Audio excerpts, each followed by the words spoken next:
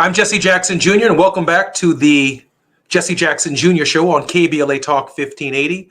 I am excited that we had a great hour with Wilmer Leon, one of the nation's foremost political scientists and historians, who will be a regular contributor on our show. And in this hour, Dr. Leon is going to be with us for one more segment. I'm welcoming my close and dear friend, Rabbi Michael Rothenberg, to the show.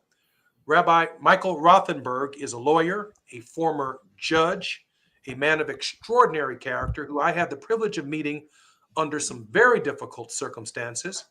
And I wanted Rabbi Michael Rothenberg to be on the show tonight in part because there is an agenda in the final 30 days of the president's administration that does matter to more than 70 million Americans.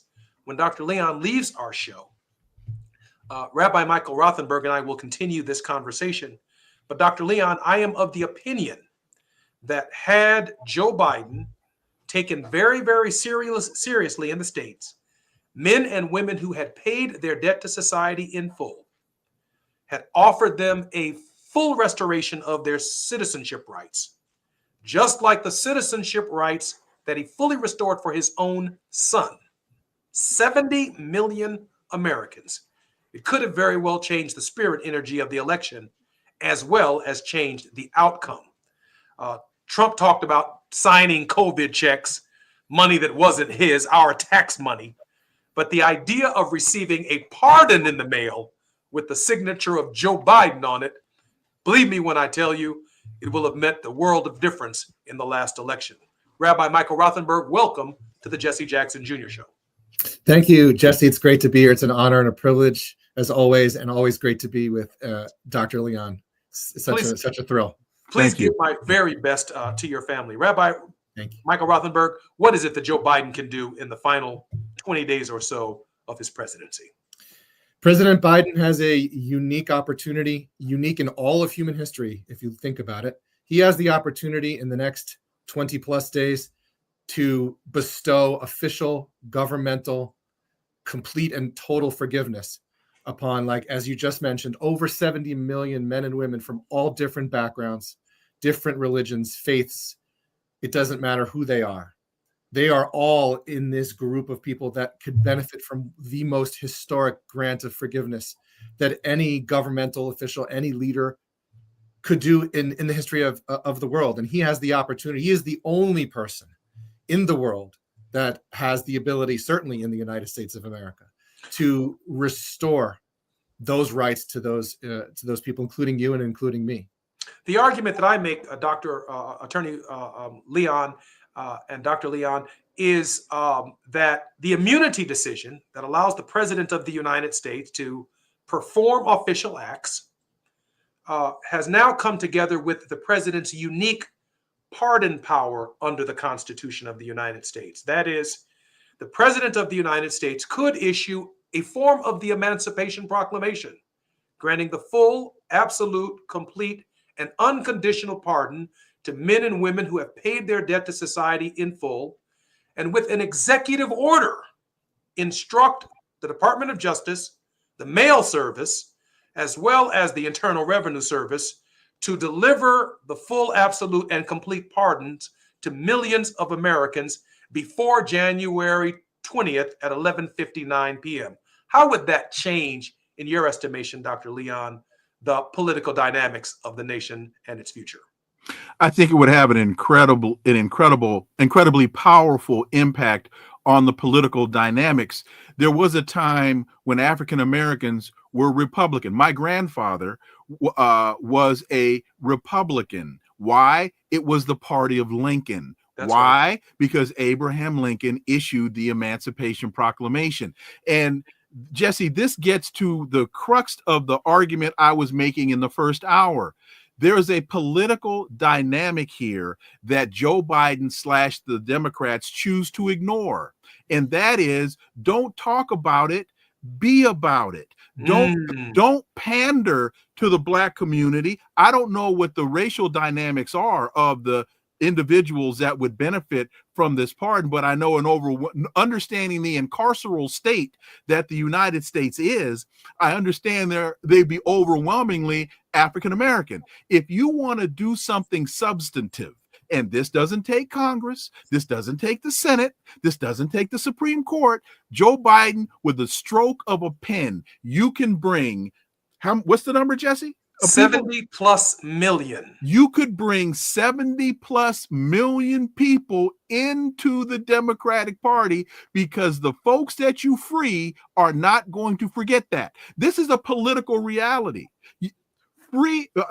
Give a posthumous pardon to Marcus Garvey. Harold Washington needs a pardon for tax offense. Show the Black community, and I'm going to put it strictly in the context of the Black community, since they're the ones that the Democrats are always pandering to. Do something tangible, do something substantive, and show the Black community that you actually stand for something, that you actually will do something that matters to Black people. Don't talk about it, but understand this too, Rabbi Rothenberg and Jesse. You're asking the guy who wrote the crime bill. You're asking the guy that put a lot of these people in the positions that they're in to now reverse what he did with the crime bill. And now, what did I say earlier? Get on the right side of history. And here's another question. Why isn't the Congressional Black Caucus championing this issue? Now, here's what's happening. They all have these little lists. Everybody's got a little list they're trying to get in front of Joe Biden, but no one is looking as clearly at the global picture that you've argued, Attorney Leon and Rabbi. Well, I'm not an attorney. I went to law school, but I did stay at a Holiday Inn Express. But I'm not. But I'm not an attorney. I'm not an attorney. Law school too. Rabbi Rothenberg, you're the only lawyer on the phone. I'm Jesse Jackson Jr. on KBLA Talk 1580. When we come forward, we'll be here with Rabbi Michael Rothenberg, and I'm so grateful, Dr. Leon, that you spent this time with us. This is the Jesse Jackson Jr. Show. Thank you. You're welcome back anytime.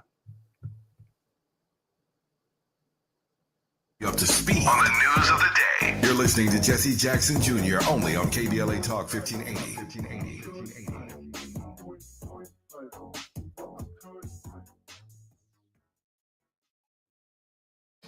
Think It Up is an initiative to activate student-powered, teacher-led learning projects.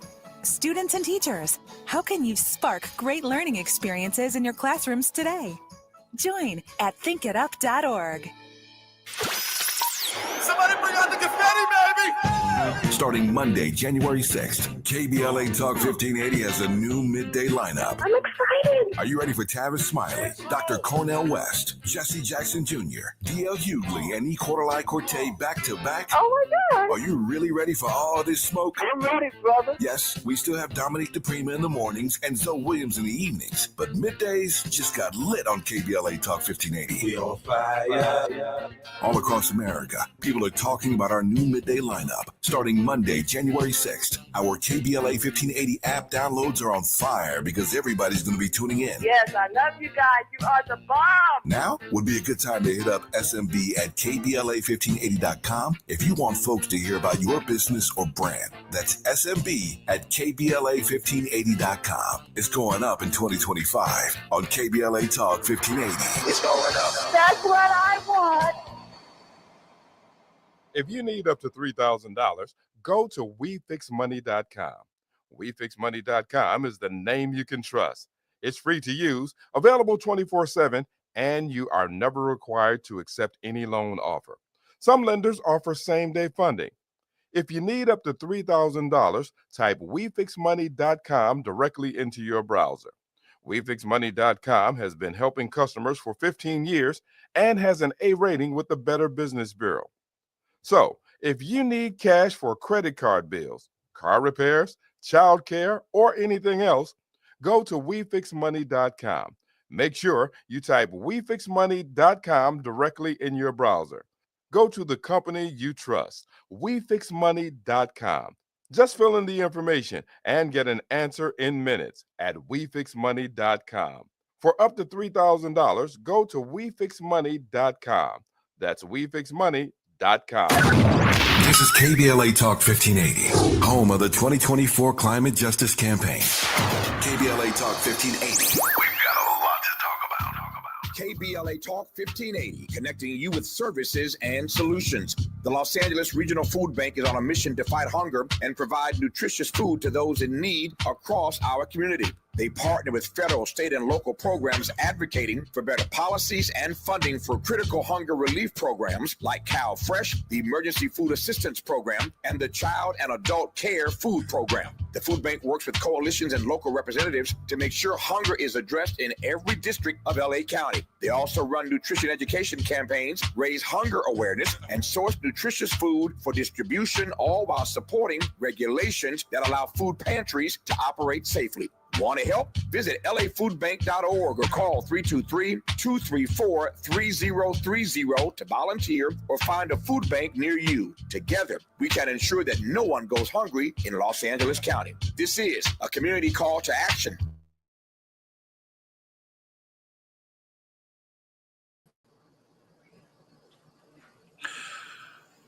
Welcome forward. I'm Jesse Jackson Jr. on KBLA Talk 1580. You're listening to the Jesse Jackson Jr. Show. My special guest is attorney Judge Michael Rothenberg, who happens to be a rabbinical minister in the faith of Judaism. And obviously, I am here as a Christian. Christians and Jews, and yes, Muslims find themselves in our nation in a precarious position. Rabbi, it occurs to me that President Joe Biden is on his way to Rome to meet with the Pope. Based upon what the White House has released, they're going to be talking about the state of the world. Not much Joe Biden can do about that with less than 20 days or thereabouts to be president of the United States. I assume they're going to talk about love. I assume they're going to talk about mercy and the state of Christianity in the world. I'm assuming that. I'm wondering, given that Joe Biden, given his age, given that this is probably his last taxpayer-funded trip to Rome on Air Force One, I'm wondering if the idea or the question of confession, will the Pope hear his confessions, which is, of course, his private spiritual business? I mean, if I'm not Catholic, but if I had an audience with the Pope, I might ask him to hear my confession. Same. I guess because I'm not a Catholic, I don't know if that runs the risk of it being repeated, but maybe I'd have to convert. But I'd love to share with the Pope what I'm really thinking and feeling sometimes. But the President of the United States, I hope that the subject matter turns to forgiveness. He has within his power, under the formulation of a kind of emancipation proclamation for the debt-paid felon, the opportunity, like he did for his son, the full, absolute, complete, and unconditional pardon as a proclamation with instructions by executive order to the Department of Justice, to the mail service, and to the IRS to deliver these pardons by 11:59 to millions of Americans who have only offended one time. They have never been repeat offenders. Their offenses are, Dr. Leon said, Marcus Garvey. I mean, this is the last century, right?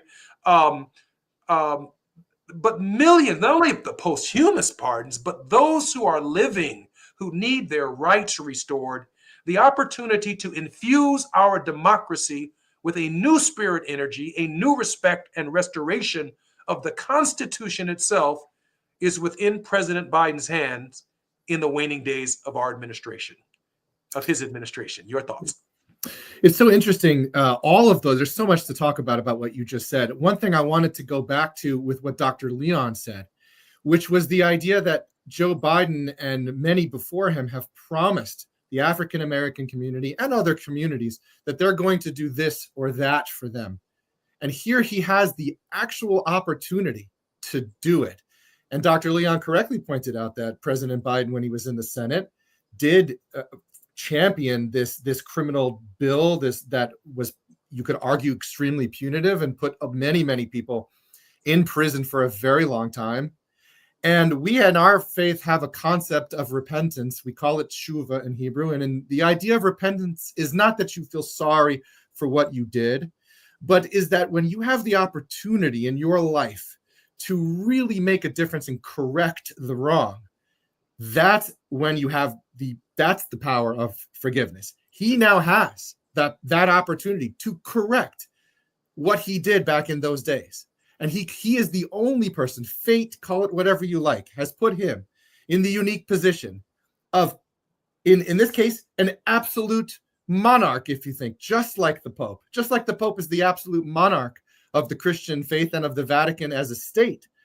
In this one and only instance is the President of the United States, the only person, the only individual who can grant actual forgiveness and restoration of not only rights, not only this label of felon, which you and I will carry with us the rest of our lives, even though we've paid our debt to society, even though we try to have our licensing board, for example, as an attorney, forgive us and allow us to practice again, which they so far have not in my case. He has the power to change all of that, but to provide real hope for people who are suffering, for people who are crying on the inside. He's the only one that can do that. And I wonder if the Pope would share with him what that power is like, the power of complete forgiveness. Is it your thought, just for clarity, the President of the United States, I already know this answer, doesn't need the courts. He doesn't need the Congress. This is his sole responsibility, right? To grant the same language. I would assume that's what I'd like in my life, and I'm sure you want it in your life, the exact same language that Ford gave to Nixon, which is the exact same language that Joe Biden gave to his son, Hunter Biden. That's right. If that's the standard, that's the language that we want in our lives: full, absolute, complete, and unconditional. Right. Isn't that the language your children expect for your life, Rabbi? That is the language that I think not just my children and yours, but us as individuals, as people, as human beings deserve, because it's true. It is the only, to my knowledge, right that the president does not have to advise and consent with the Senate on. He doesn't need the court's permission. Not only that, his pardon power is irrevocable, as far as I know. Not only that, the Supreme Court of the United States recently gave the office of the president complete and total immunity for any act that he or she may do while in office. Joe Biden has the perfect storm, if you will, of all of these factors coming together, and the very unique opportunity of not having to run for an election. He doesn't have to answer to anybody. He granted his son a pardon, an act of compassion that a father would want to grant to their son. Just like our Father, our Heavenly Father, we would want him to forgive us for the things that we do wrong. And I would point out that there are many people who would say, well, these people have chosen to commit crimes. They have chosen to break the law, but they don't really understand the circumstances. They only know what they read in the papers, in the legal papers, or in the newspapers. They don't know the human struggle that the person was going through at that time. They're not standing in anybody's shoes. So it's very easy to pontificate and say, well, such and such, so-and-so did such and such, and therefore they should suffer the penalty. But I would argue that in my case, for example, 18 months in federal prison away from my children, the loss of my law license, the loss of my dignity, the loss of the financial ability to earn money while I was inside, all of that, while it was justified, and I took it, and I took full ownership of the things that I did. But for how long is that punishment? We believe that the Bible teaches us that God is angry, so to speak, for just the briefest of seconds. And then it passes. It's so brief that it's not even noticeable to the human being. And if we are to live in his image and work in his image, which is what Joe Biden, I assume, in his personal faith believes, he and he alone has the only opportunity to do that between now and 20 days from now. He can do it. The fascinating part about this that I just can't get out of my mind is Joe Biden has the power to be remembered for hundreds of years. That's right. Long after his extraordinary accomplishments, from the infrastructure bill to the progress that he made for student loans and the other programs that he's advanced as president, and throughout his entire career, the one conversation that will be in the Congress of the United States, in every courtroom in the United States, discussed for 100 years or more, is the benevolent act of forgiveness that he has the opportunity and the power to offer on behalf of millions of Americans in the waning hours of his administration. We're not talking about letting anybody out of prison. You need to do your time. Right. You need to rehabilitate yourself, right? There is the commutation process. But even when I think about the 39 people who were pardoned by Joe Biden, I wonder, does their pardon read the exact same as Hunter Biden's pardon? Is it full, absolute, complete, and unconditional? That's a question that I have. It's a good question. The next question I have is, of the 1,500 people whose sentences he commuted, that is, these are people that he let out of jail. Does he realize that those 1,500 people are now felons? For life. And they now join the 77 million because they weren't pardoned. Their sentences were commuted. And as a result of that commutation, not only do they join felonization, but the Justice Department itself adds an additional 5 years to their sentence because they can't even apply for a pardon like the one Hunter got. That's right. Unless you have completed your sentence and spent 5 years waiting to fill out the application, something Hunter did not have to do. And as you remember, I was thrown in solitary confinement in prison for helping men fill out a pardon application, accused of organizing while in prison, men who could not read, they could not write, they had no knowledge of their own rights, they had no knowledge of the president's power to commute their sentences, to grant them mercy, or to set them free. They had no knowledge of that. And then Hunter Biden doesn't go through that process at all. Right. The full, absolute, complete, and unconditional pardon grants him a new life on earth as it is in heaven. What's good for the goose should be good for the gander. Rabbi? 100%. Hunter Biden has the unique fortune of being born the son of President Joe Biden. I do not. So why is it different for me, for you, for millions and millions of other people? I'm just a regular person. What is so different about that he gets to jump the line and we don't? Now, I'm not begrudging him. I think I am in favor of the pardon process. I am too. I For am in everybody. favor of the Hunter Biden pardon because he has a right to do it. But, Right, bring up absolutely. the rear.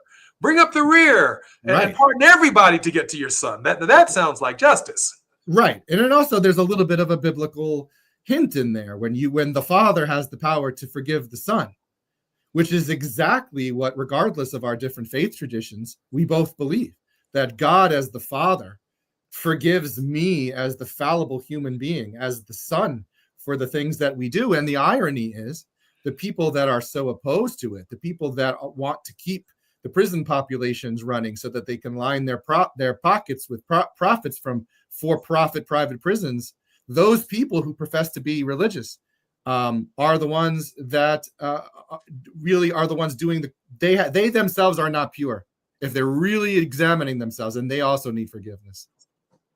I found it fairly fascinating. I read a book, when I was coming out of the joint, and it was called 3 Felonies a Day, that the average American commits unknowingly. Right. 3 Americans a day. They get up, take their showers, brush their teeth, put on their socks and pants or dresses, their ties and their shirts, their jackets, just like we do. And by the time they return home, in some way, shape, or form, they spoke to someone. They encouraged someone. They aided and abetted someone, hence creating a conspiracy on something they themselves may not have realized was a criminal activity and yet they ended up getting caught up in the process. Right. And if you can't afford a lawyer, the prosecutors is going to offer you an opportunity to plead yourself out. You have no knowledge that your grandson's in the basement selling narcotics or drugs, and you just let your grandchild live in the basement. You own your home upstairs, and now your home is part of the process that you have to defend and convince a jury or convince the prosecutor's office themselves, even as a senior citizen, that my home was not a trafficking site. And that's exactly what happens to older people whose younger children or grandchildren have gone astray, but sometimes live in their basements. Or a woman who stole a loaf of bread to feed her family and then got caught up. And the prosecutor saw this as an opportunity to advance their own career without mercy. We need the pardon power, and we need Joe Biden to hear Rabbi Michael Rothenberg. When we come forward, I'm Jesse Jackson Jr. on KBLA Talk 1580. We will continue this conversation. You're riding with Jesse Jackson Jr. on KBLA Talk 1580.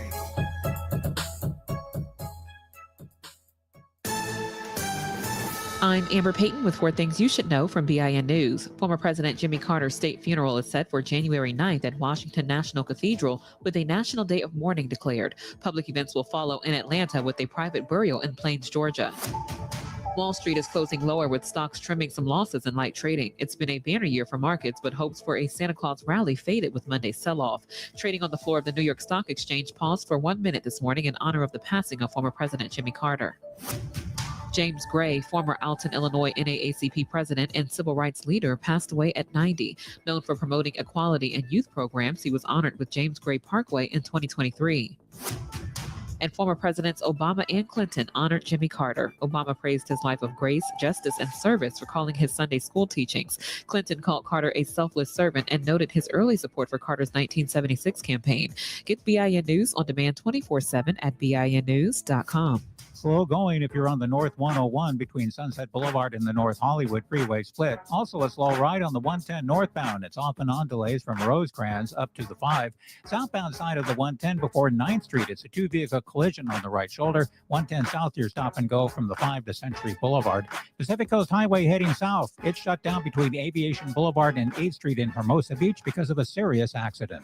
The Crohn's and Colitis Foundation has been at the forefront of inflammatory bowel disease research and care for over 50 years. Learn more about research, education, and support at Crohn'sColitisFoundation.org. This is the KBLA Sports Minute with Ray Richardson.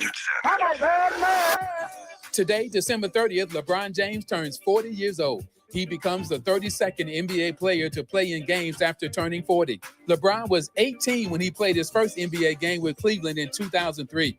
There is much more to this milestone for LeBron. He is one of only 2 players in NBA history to average at least 20 points per game after turning 40. The other is Michael Jordan. MJ put up 22.4 points per game with the Washington Wizards in the 30 games he played after turning 40 in 2003.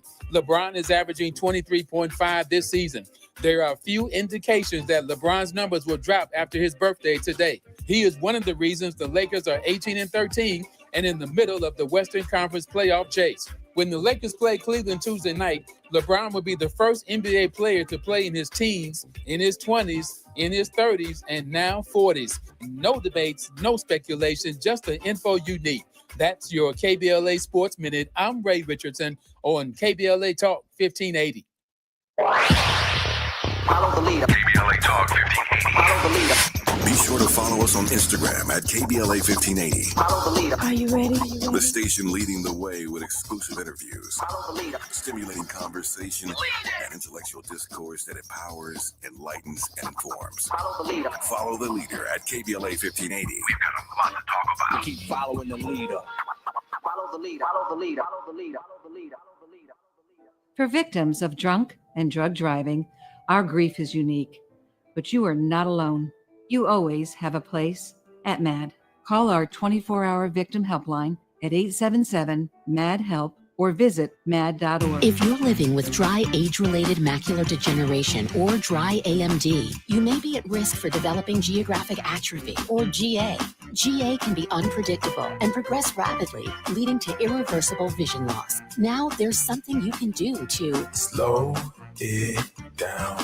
Get it going slower. Izervay is proven to slow GA progression. Izervay gets GA going slower. Izervay or avacincaptad pagel is a prescription eye injection used to treat GA. Don't take it if you have an infection or active swelling in or around your eye. Izervay can cause eye infection, retinal detachment, or increased risk of wet AMD. Izervay may temporarily increase eye pressure. Your vision may be impaired after an eye injection or exam. Don't delay. Ask your doctor about Izervay today. Izervay gets GA going slower.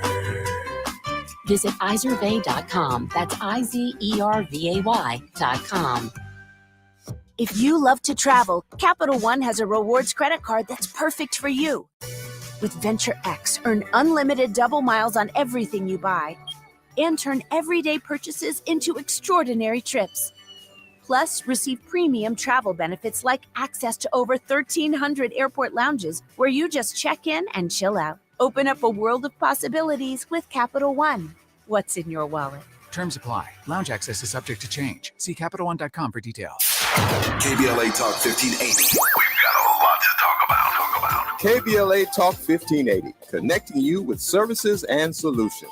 Worried about eviction? You have rights, and Stay Housed LA can help. Stay Housed LA is a partnership between LA County, the City of Los Angeles, and local service providers. From Lancaster to Long Beach, we're here to help you with tenant education workshops, legal clinics, free legal services for eligible tenants, and online resources about tenant protection laws. Don't face eviction alone. Call our hotline at 1-888-694-0040. That's 1-888-694-0040. Or visit stayhousedla.org. Stay Housed LA, keeping Los Angeles residents in their homes. Stay Housed LA, your rights, your home, our community. This is a community call to action from KBLA Talk.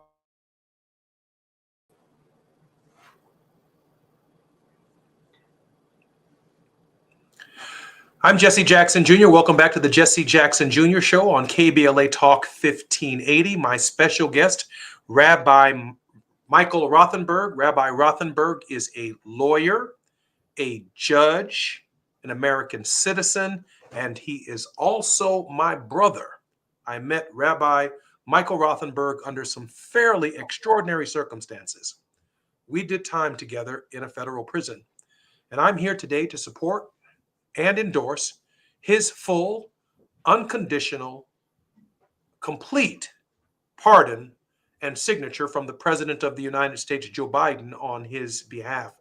Rabbi Michael Rothenberg, before we go back to the heavy issues associated with our quest and call for millions of Americans to be pardoned, tell us about your family.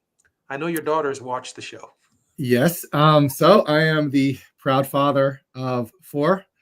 My children obviously are, I live and die for them. They are the greatest thing, the greatest blessing that I've ever had in my life. I have 4 children, 2 boys and 2 girls. They are of different ages. Some are a little older, some are a little younger. And, you know, the greatest gift I've ever gotten is that I've been honest with them about my life and the mistakes that I have made. And I want to be able to tell them that, you know, people make mistakes. Some mistakes are greater. Some mistakes may be less, but everybody makes mistakes and everybody gets put down. The question is, what are you going to do? And so I'm very conscious of trying to teach my children to be the most compassionate people they can possibly be. And so far, thank God, I've been blessed with 4 absolutely amazing kids. I want them to know that we stand by them, that we love them very much. We love the children of every man and woman who has been through this extraordinary process. I want to thank Rabbi Michael Rothenberg for his courage. Some people call me crazy, right? Who, after they've been through what we've been through, decides that, hey, I'm going to champion everybody who's been through this this bullshit. I'm sorry, Tavis, for using this language on the radio. But, it is really, really something. And, I got 30 months, but I didn't expect it to be 10 years of felonization. My judge never told me that it didn't end, that it's perpetual, and that it has ramifications for our children. It has ramifications for our relationships. As you know, one of the jobs that I sought, and I wrote about it in question number 19 on the pardon application, was a university teaching job. I had been hired by one university president. I had been vetted. They had pulled up every article they could find about me on Google. Some faculty members were against it. The board was overwhelmingly for it. 2 or 3 board members at that particular university were against it. The dean of the department that I was going to be working in was excited about it.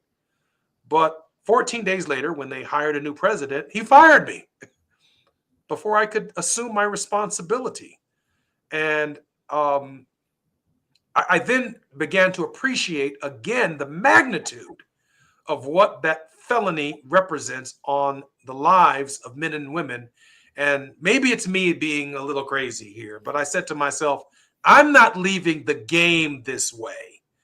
I'm going to organize every felon, everyone who's paid their debt to society, and I'm going to do something about it. And I want to thank you, Rabbi Michael Rothenberg, for championing this cause with me, along with Abraman Muhammad and Darnell Dizzero, who've been championing this cause. Rabbi Rothenberg, tell me about your courage and why you've undertaken the cause for everyone. And let me say one other thing. Yeah. Whatever happens on January 20th or between now and January 20th, we're not going to stop. Never. We're going to try and sensitize the Trump administration and successive administrations, because it doesn't just end now. If Joe Biden doesn't wipe it out for everybody, well, we're going to go to the next president and see how far they're willing to go until we get every man and woman the freedom that they deserve. Rabbi Michael Rothenberg, take your time. Well, thank you for describing it as courage. There are days when I don't necessarily feel that way. There are good days and bad days, as I'm sure you've experienced in your life. For me, I looked at it like I had 2 choices. I could either run away from this and hide and have this chase me the rest of my life, worrying that somebody's going to Google and somebody's going to, all of that nonsense. Or I could say to myself and to everybody else, yes, I made a mistake. It was 15 years ago now. I made a mistake. I paid my time. I suffered, and rightfully so. I got what my just desserts, so to speak. But does that mean that me and millions of other people should have this scarlet letter of the felon? I want people to understand that I'm a human being.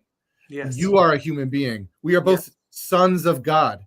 We have parents. We have children. We have wives, girlfriends that we love. We have all of this. We are still human beings, worthy of respect and love and the opportunity for a second chance. For example, as you know, as an attorney, I can't practice law right now. I'm hoping and I'm going through the process to try and restore that. And I believe that there are good people that will understand it's not what you did. It's what have you done since to change yourself, to show that this is an aberration. Hunter Biden can now practice law. Exactly. Hunter Biden is a lawyer. Exactly right. Full, absolute, complete pardon allows him to practice law. That's to true. Earn a living. And the pardon reads as if, according to Ex parte Garland, 733, 1866, it is as if he never committed the offense in the first place. That's right. And that's what true forgiveness really is. That's if you correct. Think about it. True forgiveness isn't saying, well, you served your 18 months in prison and your 3 to 5 years of supervised release, which we made you pay for, by the way. And now you have to check a box every time you fill out an application. And now you're a felon. And now no one trusts you. Now society outcasts you. That's not true forgiveness. True forgiveness is You messed up. You took ownership of that. You took responsibility. You repented. You genuinely felt sorry, and you strove to change your life for the better. And now we're going to allow you the opportunity. The way that our system is right now, it does not allow these men and women that come out of the state and federal penitentiaries a real opportunity to change their lives. For example, there is a program in the state system, many state systems, called the First Offender Act, where if a person does something wrong for a first time, they go do their time, and then the felony is taken away. That does not exist in the federal system. Why? Why is a first-time offender like you and me punished for the rest of our lives unless what the framers of our Constitution intended, the President of the United States rectifies that on his way into private life? He can do it. And interestingly enough, when one thinks about how the power is actually conceived, and I know we will discuss this when we come forward, the reality is no person is outside the grace of God, that we don't need all of this Second Chance Act, all of this industry that has been propped up to make a living off of what we've done wrong, felons restoration. We simply need the President of the United States under the Founding Fathers' schema, the Constitution of the United States, to provide us with the same kind of forgiveness that they provide their sons, that they provide their friends, that they provide members of their own families. I'm Jesse Jackson Jr. on KBLA Talk 1580. When we come forward, my guest is Rabbi Michael Rothenberg. We're discussing forgiveness in the final hours of the Biden administration. Please bring you up to speed on the news of the day. You're listening to Jesse Jackson Jr. only on KBLA Talk 1580.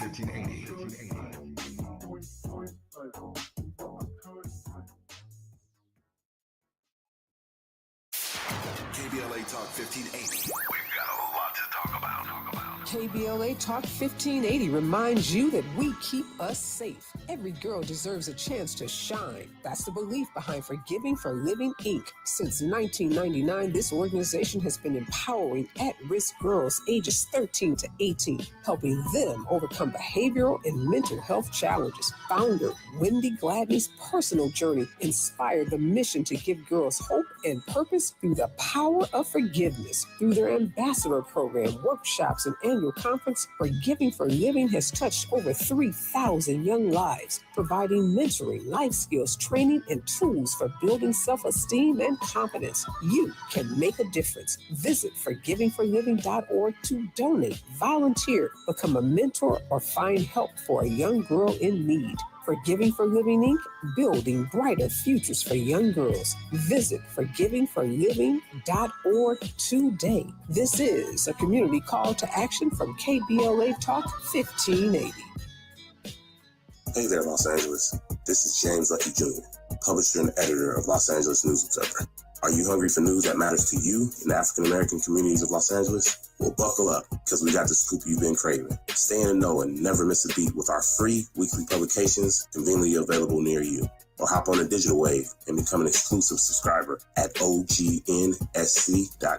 Don't forget to join the party on Instagram and Twitter at OGNSCINC for behind-the-scenes access and sizzling updates. No more FOMO. Let's stay informed, connected, and empowered together. Linking social justice and climate justice all year long. We're unapologetically progressive. KBLA Talk 1580. KBLA Talk 1580. We've got a lot to talk about.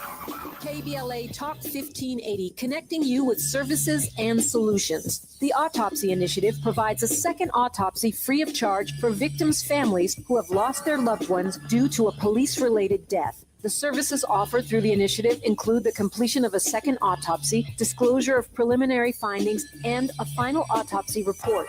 A police-related death is when an individual is harmed by police officers using deadly force, which results in an individual's death. Police-related death includes in-custody deaths, including those that arise during contact with law enforcement officers during arrest, pursuit, booking, transport, or incarceration. The Autopsy Initiative has a team of board-certified pathologists on call. An autopsy request may be completed by anyone with a close relationship with the victim, which may include the victim's spouse, partner, relative, close friend, or lawyer. To request a free second autopsy for a victim of police violence, please visit knowyourrightscamp.com. That's knowyourrightscamp.com. Then click on Autopsy, then click on Request. At KBLA, we believe in justice for victims of police violence. We say their names, and we don't black down. This is a community call to action from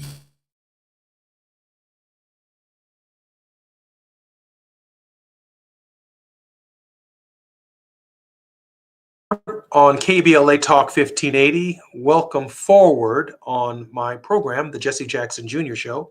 My very special guest is Rabbi Michael Rothenberg. We've been talking about forgiveness and the things that Joe Biden in his waning hours of his administration can do to walk into human history on a scale that we've not seen in, well, 2,000 years.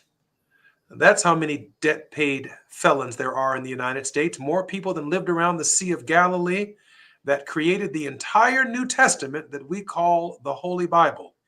Each one of these characters in the Bible, Rabbi Michael Rothenberg, have a story that became eternal. There are 77 million stories in the United States that someone has to tell about the process that they went through that, well, if the Bible were written today, Jesus of Nazareth would be some kind of busy, and the New Testament would be some kind of large, talking about the sheer number of people that he would need to forgive.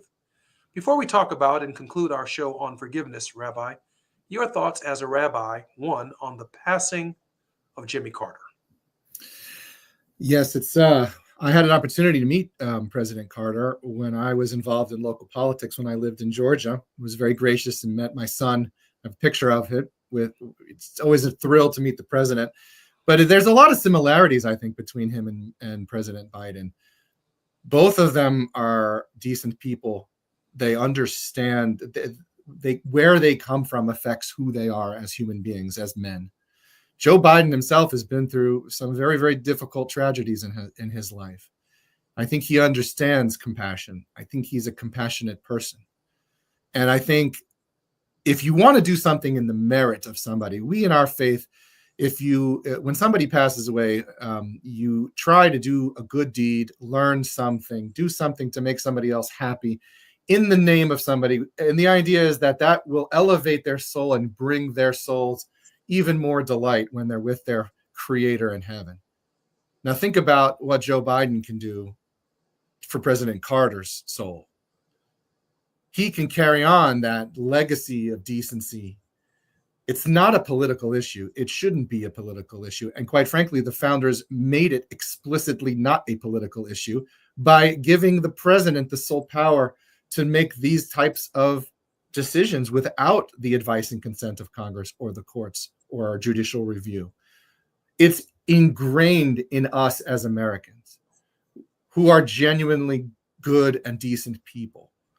And good and decent people make mistakes. And good and decent people need real second chances, not a token second chance, but a chance to work. Think about 77 million men and women who are struggling to find a job because they are branded as a felon for what they did, in my case, 15 years ago. How long are you going to deny someone the right to work? What about the right to help to take care of their own children and ease the burden on our financial system in this country and contribute? And the enormous amount of ideas and faith that exists in the hearts and minds of these people whose stories are not told because they are told that they are less than. But who among us has not needed the grace of our Father in heaven? And if we need the grace of our Father in heaven put it into the minds of the founders to specifically do this. And Joe Biden has an opportunity to bring all of that full circle and to cement the legacy and to do it in the memory and the honor of, he can even call it the President Jimmy Carter Forgiveness Act. And that could be his lasting legacy and tie himself together with him going forward into what will undeniably be talked about, as you say, for hundreds of years, because it will fundamentally change our society for the better. Wow. The Jimmy Carter Forgiveness Proclamation. Wow. Look how powerful that would be to change the spirit energy of the entire nation.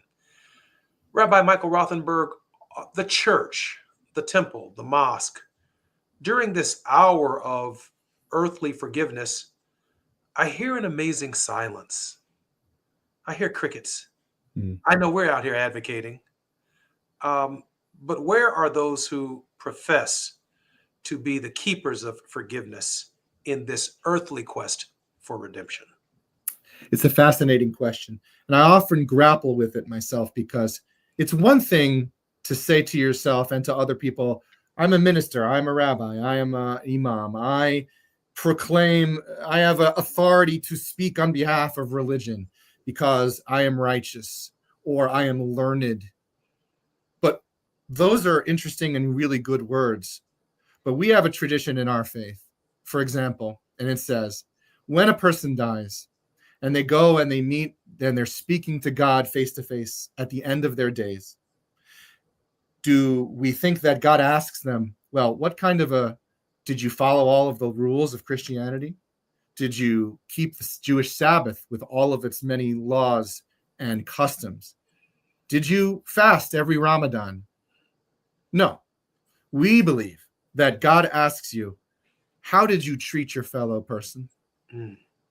And our ancestors tell us that question is going to be met primarily with silence, because the people are then going to realize, I didn't treat my fellow person the way I should have. So being a religious figure is a wonderful thing. And religion can be a force for so much good in this world, whatever it might be, all of the three and all of the non-Abrahamic religions. If a person of faith can really change the world through that person's faith, but it has to be real. It's good to talk about it, but it has to be real. So where are they is an outstanding question. And in our repentance literature, there is a prayer. And part of the prayer is that we say to God, asks us, where are you? Why don't you come back to me? And then we say metaphorically, well, where are you? Why don't you come back to us? And so the question is, who's right, him or us? And in that very difficult question to answer, it would be helpful to have the faith community saying, I stand with my brothers and sisters of all faiths, of all genders, of all orientations, of all colors, of throughout the whole human race. I stand with them because we are all the same. And if you get those people to help you, then you're not just a solitary voice. We can't do this by ourselves. We have to do it together with what we believe. And what I know, I believe, I don't know President Biden personally, but I believe that he believes. And if he really believes it in the teachings of his beautiful religion, then he can do something that you and I cannot do, which is to actually put that religion into place. And what better praise of God could there be? I think I could listen to you preach for another hour, Rabbi Rothenberg. We could welcome you over to a Baptist church or two to make that point right there. But I find it fascinating that the absence of the clergymen in these final 2 minutes of our show.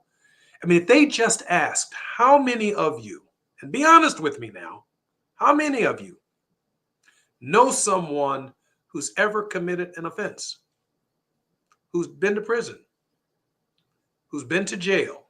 How many of you yourselves find yourself having spent time in prison and now you're a member of our church? Will you stand? Quickly, you will find out just how pervasive in the ministry the problem is. And many people are coming there from a very spiritual and vulnerable place to church on Sunday morning to lay down all of the rejection, to lay down their own personal sense of shame, of blame, and guilt, looking for a word, looking for some kind of comfort to console them in whatever may be ailing them mentally, physically, psychologically, or imposed by the society itself. Many of our preachers, rabbis, and imams are not trained to handle the psychological ramifications of this extraordinary weight and burden that earthly forgiveness ultimately represents. Rabbi Rothenberg, we have about 30 seconds before the top of our show. Your final thoughts. I would just add, especially as all of our holidays, Hanukkah is ending soon in a couple of days, and Christmas has just passed. To love another person, to put your arm around another person, is to see God in your life, because God, I believe, forgives, but God also gives that power to man to forgive, because sometimes we just need someone to put our arms around us and say, it's okay, I love you, and you're going to be okay. Welcome back to our society, and let's move forward. Rabbi Michael Rothenberg, I am so grateful to have you as one of my friends. I hope beyond this period you'll become a regular spiritual contributor to the Jesse Jackson Jr. Show. I want to thank all of our listeners today on KBLA for supporting us, for being with us. We're wishing you a happy new year. Have a wonderful watch night for Emancipation Begins on January 1st. I'm Jesse Jackson Jr. on KBLA 1580. Thank you for joining us this evening on the Jesse Jackson Jr. Show.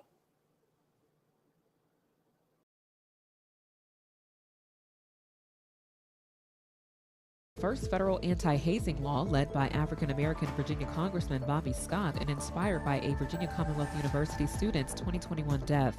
The Stop Campus Hazing Act requires federally funded colleges to report hazing incidents